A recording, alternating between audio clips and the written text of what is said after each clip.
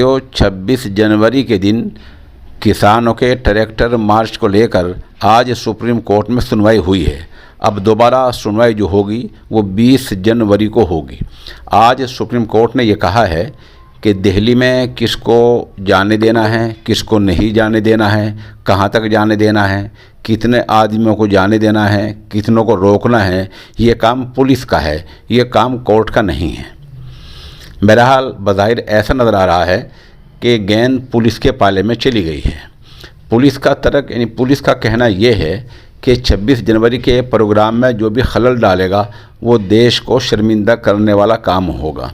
उधर किसानों का कहना है कि हमारी जो ट्रैक्टर रैली होगी, जो ट्रैक्टर मार्च होगा, वो 26 जनवरी के प्रोग्राम में कोई खलल नहीं डालेगा, बल्कि हम रिंग रोड पर ट्रैक्टर मार्च निकालना चाहते हैं।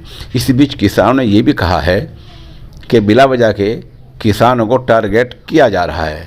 बहरहाल देखना ये है कि 20 जनवरी को सुप्रीम कोर्ट मज़ीद क्या फ़ैसला करता है।